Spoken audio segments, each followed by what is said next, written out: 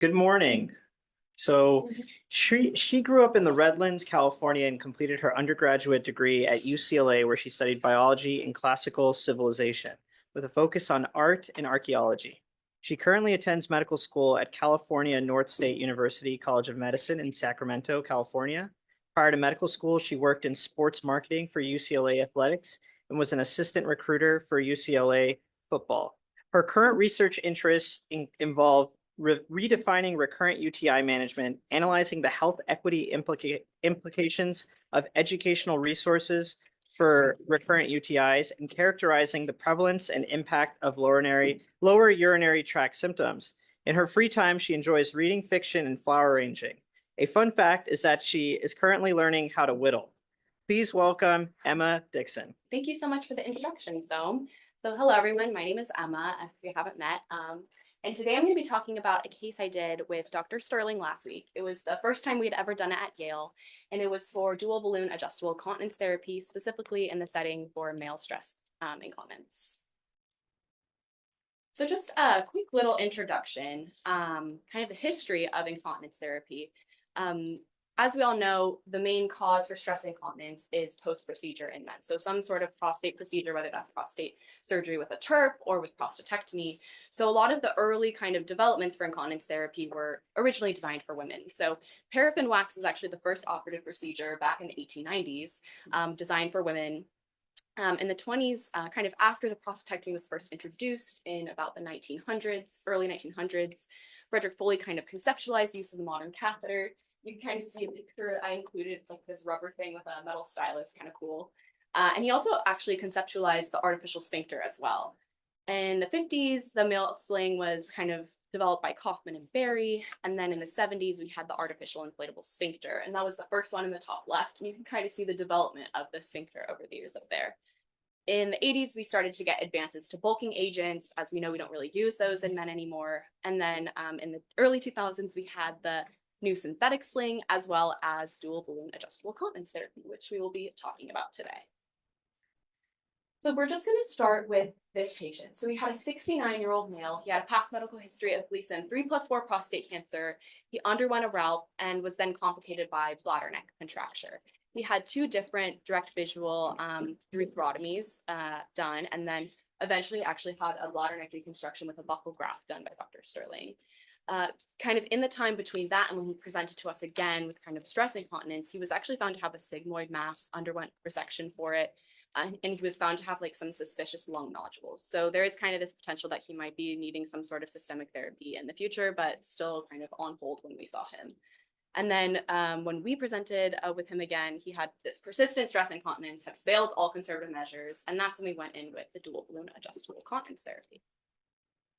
And just quickly, kind of the post-op care for this patient, it was an outpatient procedure. We'll get more into detail about that.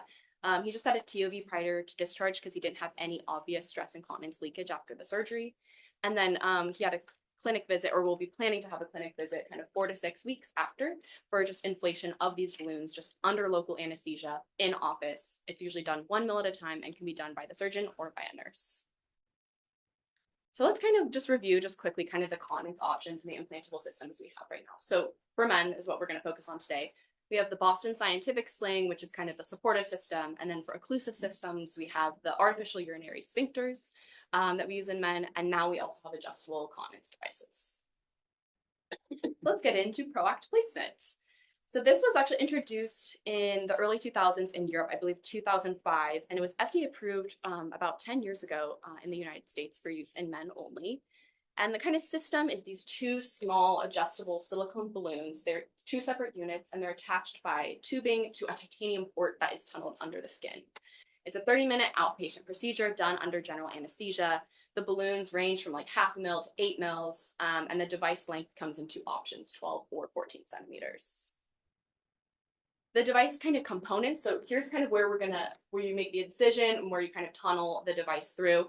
And the instruments we use, there's kind of this U-channel sheath. In our case, we actually also used, before I get ahead of myself, we used a varicetal first to kind of check our incision sites. So we used a varicetal and checked under fluoroscopy.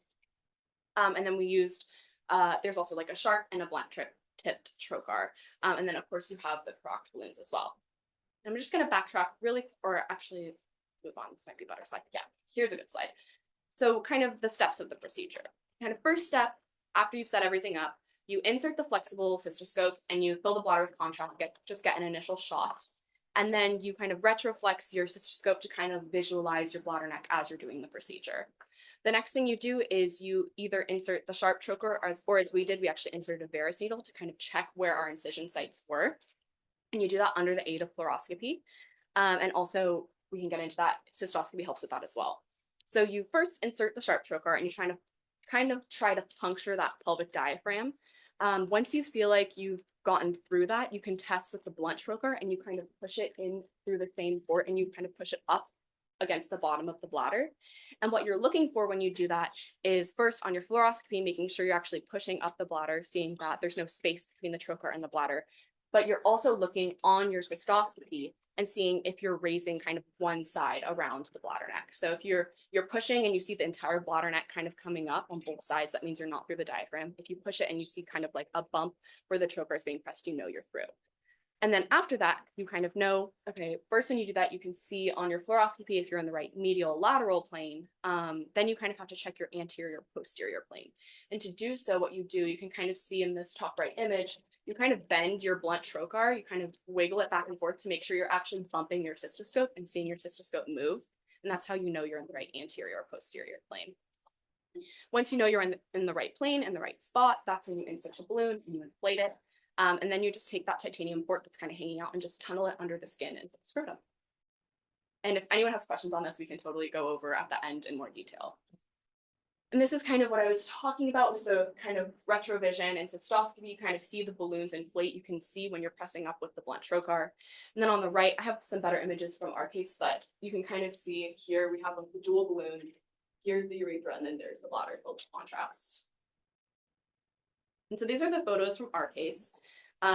You can see on the patient's right, the balloon was actually a little bit lower than the bladder neck. That was because when we were doing the procedure, he had a bit of scarring left over from the bladder neck contraction, bladder neck reconstruction. And so that was actually as high as we could get in the right anterior posterior plane. So that's a little lower. So now for the fun part, so the literature review. So I'm gonna kind of start with the original clinical trial, go into a systematic review with a lot of data, and then kind of talk about like the demographics and like different studies that are currently going on. So the first clinical trial, this was in France in 2008. It was a multi-center trial, had 62 patients who all had urodynamic stress incontinence after prostate surgery. And the mean follow-up was around 1 year. I say prostate surgery because I think one of the patients did have HIFU, but most of them were post-prostatectomy. Procedure time ranged about 40 minutes. The mean initial balloon volume, so in the procedure, was 2 mils, and the optimal volume was about 3. So between 1 to 2 adjustments in office for the average patient. The results were very promising for this study. It showed a reduction of 4.6 pads per day to 1.06 pads per day over a year. And then they kind of, throughout all of these cases, we'll talk about the different results. Usually they'll say either dry is 0 to 1 pads, improved is a greater than 50% reduction in pads, or cured is when the patient uses no pads. This study showed that there were 30% of patients were completely cured and about 59% were improved. Another important finding from the study was that 83 of the irradiated patients had failure of the intervention. And this kind of laid the groundwork for why we don't use this in radiated patients as often. The complications mentioned by this initial study, about half of the patients during the procedure actually had multiple tract creation or kind of like repositioning, kind of like a surgeon learning curve, actually placing the instrument. And they also had 4 bladder perforations and 2 urethral perforations. In these patients, the device was still placed and they just had a Foley catheter for 2 days after. 88% of the patients had to come back into office for some sort of balloon adjustment. Like I kind of mentioned, average was 1 to 2 adjustments. And the complications that were leading to actual explantation of the device, and just to kind of go over that, explantation is done in office under local anesthesia. So no general anesthesia act to actually remove the device. This was done in 30% of the patients, so quite a large percentage. But most of them were actually due to erosion, migration, infection. About half of them were due to non-response, which in the study they kind of hinted was at kind of this improper positioning, improper placement of the actual device. So that's just something to keep in mind. All complications were within the first post-operative month. And then after this procedure, when we had the 19 patients that had these complications and had explantation, 4 opted to be reimplanted and 2 just received a sphincter. And the rest opted for no more intervention. Now we're going to move on to this systematic review by Tricard, done in 2023. This is actually an update to a systematic review that was done by Larson in 2018, and this included 900 new patients. So the total number of patients was about 1,500 patients. It was 18 studies with a mean follow-up of about 3 years. All patients in this study were post-prostatectomy, though some had also undergone TURP. The outcomes were PADS or pad weight per day, quality of life questionnaires, safety measures, and they had a good range of different types of incontinence. So 60% were mild to moderate, 40% were severe. This showed improved outcomes from the initial clinical trial. This showed that about 55% of patients were dry, so 0 to 1 pads versus the original 30% that were cured 0 pads a day. And then 79% were improved in this study versus I think it was 50% were improved in the initial clinical trial. The overall complication rate was very similar in this case. It was about like 30%. The major complication rate, so cleavage endo greater than 3, was very high at 11.2%, and the reimplantation rate was 21.3%. The device failure that was actually noted in this study was 11% compared to the systematic review done in 2018, which said the device failure was about 6.2%. And just something that was noted in this paper, it had 860 new patients, but kind of the reason for this discrepancy is a lot of the people who started doing the ProACT since 2018 were very new to the procedure. And so there was a lot of improper placement, kind of surgeons trying to figure out how to actually use the device that was leading to kind of this increase in device failure that we see. In irradiated patients, only about half had improvement, a little less than half, and that was consistent across all of the studies. And then just to kind of summarize, there was a real lack of randomized controlled trials. There haven't been that many within the field. No really strict definition for what patient is the ideal candidate, and no standard like surgical indication. So kind of it's not very standardized within the literature to actually have kind of these concrete results we're looking for. Now I'm going to use this paper by Nordoff to kind of get more into what were the type of complications seen. The systematic review didn't really touch on what those cleavage 3 complications were. It didn't really talk about the types of inclusion or exclusion criteria. So this is going to just be an example paper so we can kind of look at what were the patient demographics. This study had about 140 patients with a mean follow-up of 4 years, so a little longer. And like I said, about 1/3 were mild, moderate, and severe, so we have a good spread across all different types of incontinence.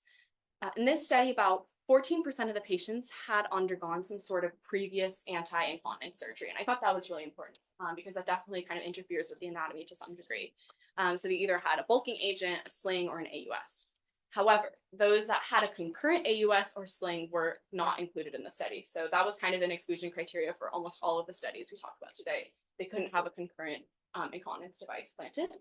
Some other exclusion criteria were if they had a past history of radiation, or of course if they couldn't undergo general anesthesia safely. And then this is just a little bit of the demographics of the patients, like age. They had all different types of prostatectomy, whether it was like open or robotic, and then kind of different types of anesthesia. Now to kind of get more into the actual classification of what types of complications were we seeing, what types of revisions were we seeing. The most common cause for a reintervention for ProACT was a defect of the balloon.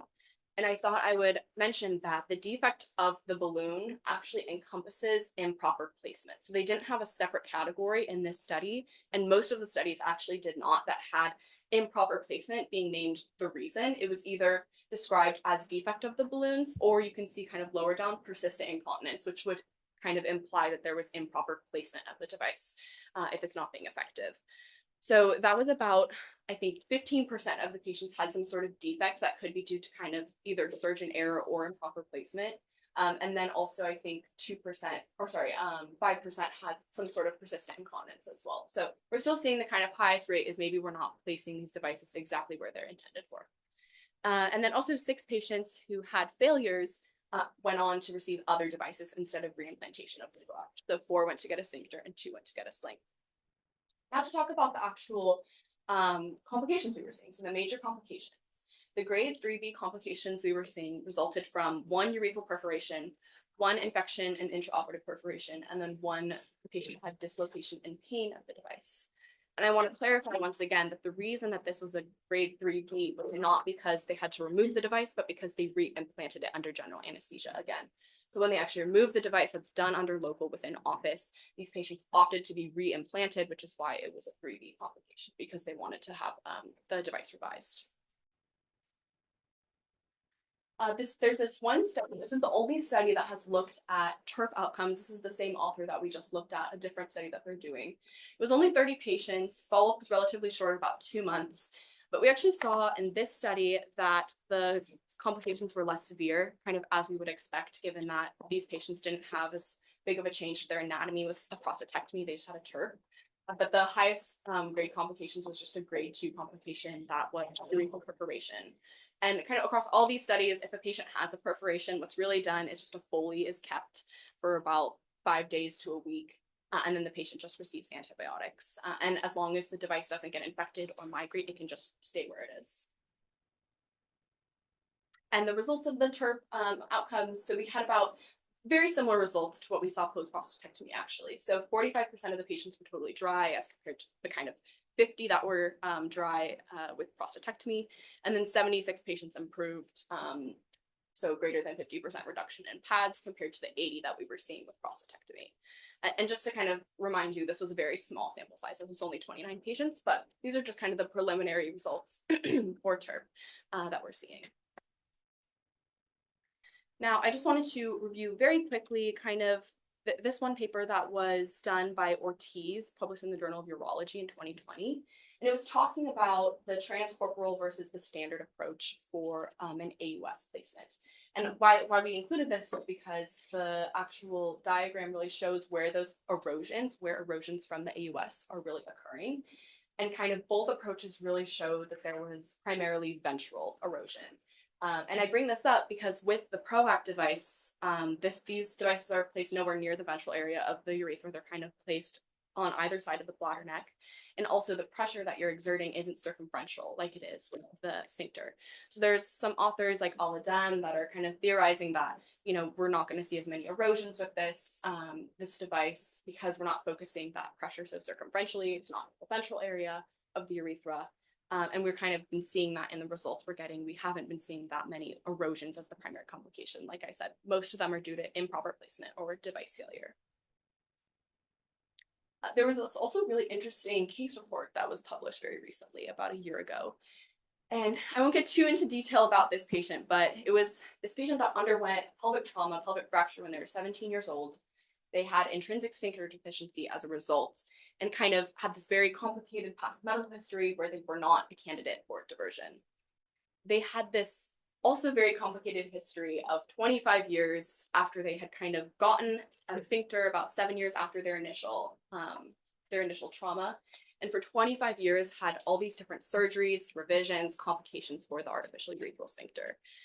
They had, just to name a few, urethral atrophy. They also had scrotal erosion of the pump. And so they had that device removed. Then the surgeon that was, Dr. Kong, the surgeon on this case, decided to try a tunnel ProACT placement, so the standard ProACT placement in 2021. And that was found to be not very effective for this patient. So they actually did an open perineal ProACT insertion in this patient in the following year. And this patient since then has been completely resolved, has absolutely no stress urinary incontinence since then, and no difficulty urinating either. Something to mention, so the dual balloon adjustable continence therapy is actually within our AUA guidelines for incontinence after prostate treatment. The main takeaway is that you can offer this to non-radiated patients that have mild to severe stress urinary incontinence. And the kind of main qualifier is that we're not going to offer this in patients that have radiotherapy or have had a history of radiotherapy. So now let's kind of get into when we actually should be offering dual balloon adjustable continence therapy. So what's our ideal patient? What are the advantages? What are the limitations? This is just to kind of break down really quickly of the kind of rates of improvement we see across different devices. So the AUS and the male sling, I took these numbers right off of the Boston Scientific website. So it might be a little biased on the actual best data presented by their side, but The AUS had about a 79% improvement at 5 years. The male sling ranged from 60 to 83% at 5 years, and the dual balloon adjustable continence therapy. This data is straight from that systematic review from that surgeon who had no financial disclosures, was about 79%. And then I kind of just compared the average cost, but keep in mind these are for one procedure. And a lot of these patients we were seeing were having revisions of the ProACT, or having reimplantations of the ProACT. And so in those patients, they'd be having 2, potentially 3 procedures. So just something to keep in mind in the general cost, that the dual balloon might actually be more expensive than the AOS. Some of the advantages and limitations. So just quick summary: advantages: it's very minimally invasive. We're not really disturbing the anatomy. It's adjustable, good for all severities. It's very safe with medium success rates, and there's very straightforward revision and easy to just take out. Limitations: we don't have a lot of long-term data, greater than 10 years in the future, and there's a very high reimplantation rate, about 20% of patients. Once again, just going to remind you, this high reimplantation rate is very likely a result, partially at least, due to kind of the placement of the device, garnering if we're actually placing it in the right position, and if the surgeons have had experience placing this over and over. When to offer. So what's kind of our ideal patient for dual balloon adjustable continence therapy?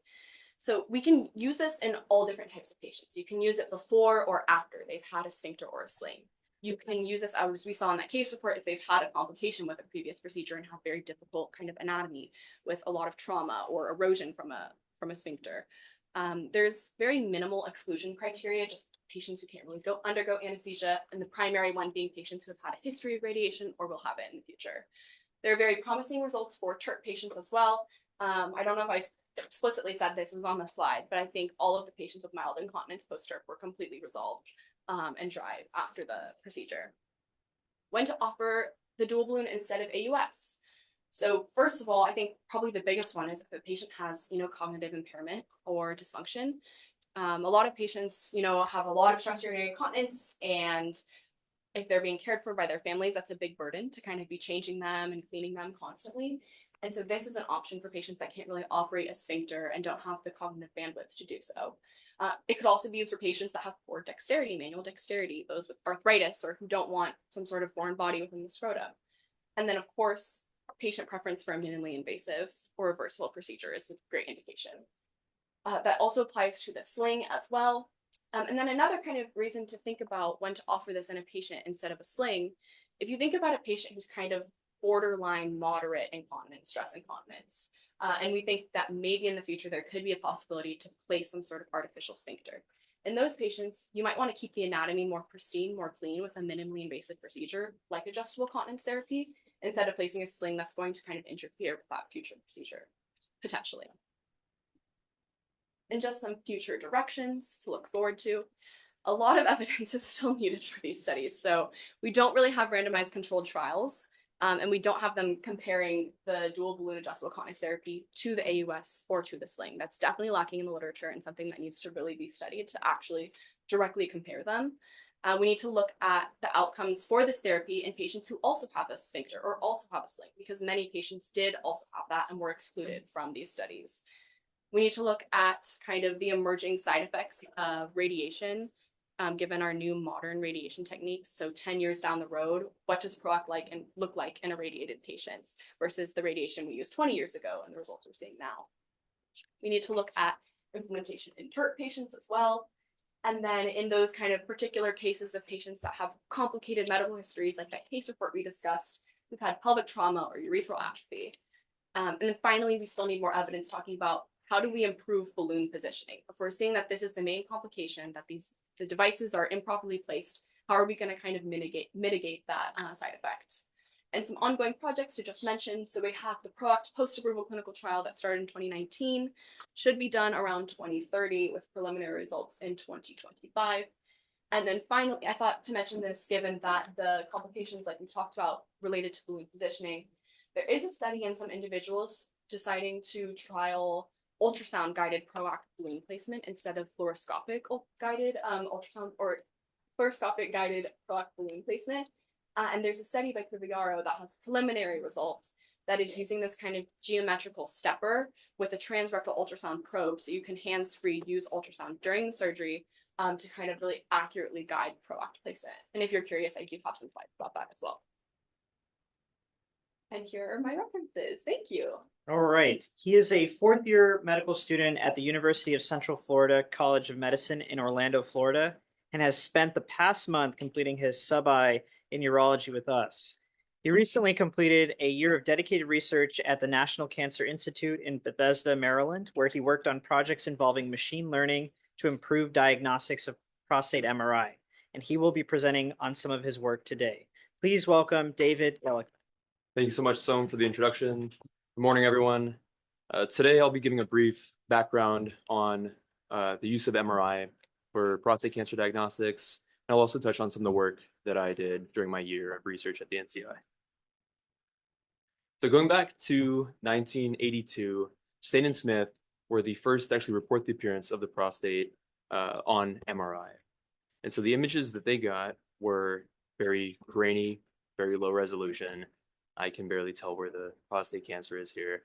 And they were using a 0.04 Tesla magnet. For reference, most academic medical centers are using 3 Tesla machines now.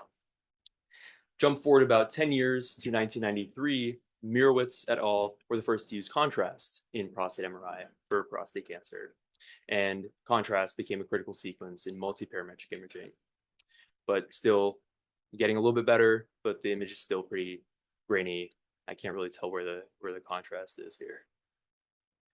That brings us to about 30 years into the future, where we now have multiparametric imaging of the prostate. And this includes 3 crucial sequences. First one is an anatomic sequence. That's the T2 weighted MRI. And this is obtained in 3 planes: sagittal, axial, and coronal. And this is the primary anatomic sequence. It gives the best resolution of the prostate gland, allows us to see the anatomy in very high detail. There's also 2 functional sequences of multiparametric MRI, and that includes diffusion weighted imaging, which can also be used to make what's called the calculated apparent diffusion coefficient map, or an ADC map. And the third functional sequence is dynamic contrast enhanced MRI. And so I'll touch on each of these in a little bit more detail. So starting off with the T2 weighted MRI, it's typically first obtained in a sagittal plane. A line is made parallel to the rectum, and then axial slices are made orthogonal to that rectal plane. And so this axial plane is what people typically think of when they think of prostate MRI. And so we have great detail. There's very high resolution here, and we can see the anatomy of the gland very well. Then we can also obtain a coronal plane as well. Just so that we're all on the same page, this is the prostate gland, and this is the rectum. And so prostate cancer will appear dark or hypointense on T2. And so here's an area of focal hypointensity, which is where presumed prostate cancer could be. Moving on to diffusion weighted imaging. So the way that DWI works is it measures the diffusion of water molecules throughout tissue. And when you have tissue that's very densely cellular, like prostate cancer, it's more difficult for the water molecules to diffuse through that tissue. So the water molecules hang out longer, the signal decays at a slower rate, and you get this bright hyperintensity on DWI. So we can take the information we get from DWI, and we can make what's called a apparent diffusion coefficient map. Now, this isn't something that's scanned by the MRI machine. This is something that's calculated based off the information we get from DWI. And so what appears bright on DWI that represents diffusion restriction will appear dark on ADC. Has no one. And when we see this bright on DWI, dark on ADC, this represents diffusion restriction, which is a spot of likely prostate cancer. And lastly, we have the contrast enhanced DCE MRI. And so this requires the use of intravenously injected contrast, typically gadolinium.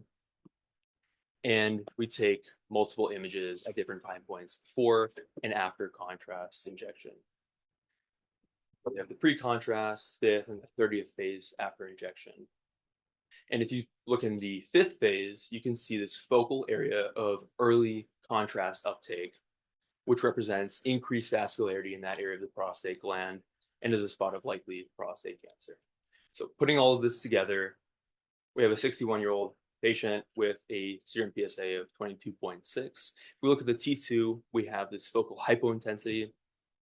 We have the same hypointensity on ADC with brightness on DWI, which represents diffusion restriction in that area.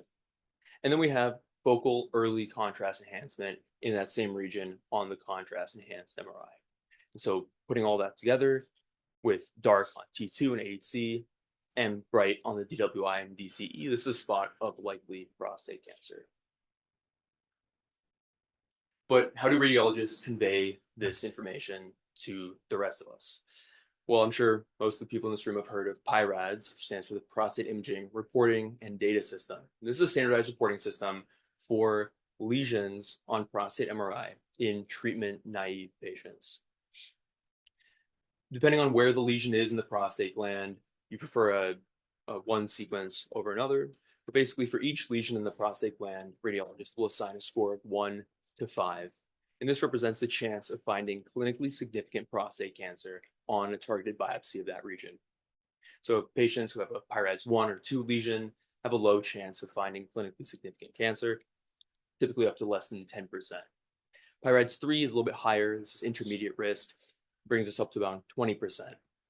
PI-RADS 4, much higher chance, up to almost 50% chance of finding clinically significant cancer. And with PI-RADS 5, almost up to 80%. There have been multiple trials that have come out in the past decade supporting the adoption of multiparametric MRI for prostate cancer diagnosis, showing improved detection as well as a reduction in unnecessary biopsies for patients. So the PROMISE trial, which was published in The Lancet in 2017, showed that multiparametric MRI was more sensitive for the detection of clinically significant disease than standard transrectal ultrasound-guided biopsy. It also showed that MRIs could reduce unnecessary biopsies in patients by about 27%. Another trial that came out in 2018, a precision trial, which was published in the New England Journal, showed that MRI-targeted biopsies detect more clinically significant disease compared to standard transrectal ultrasound-guided biopsies, and showed that using MRI would diagnose fewer clinically insignificant disease in patients. And it was trials like these that led to an update in the AWA guidelines back in 2019 to incorporate the use of MRI in prostate cancer diagnostics. But there's some disadvantages to multiparametric MRI, and most of these disadvantages are centered around the use of contrast. And so use of gadolinium contrast may be contraindicated in certain patients with contrast allergy. It also requires a longer exam time. You have to take multiple sequences before and after contrast injection, and this longer exam time leads to increased imaging costs. It also requires more space to store all of those imaging files. It's more difficult to transfer those files between providers. And so what's been coming up more and more recently is biparametric MRI, which is the same T2 diffusion-weighted imaging, but does not include the contrast-enhanced DCE MRI. And in some studies that have come out, it's been shown to be non-inferior in diagnostic performance to multiparametric MRI, and it's shown to be cheaper and faster. But regardless of the use of contrast in prostate MRI, there are still significant pitfalls in general.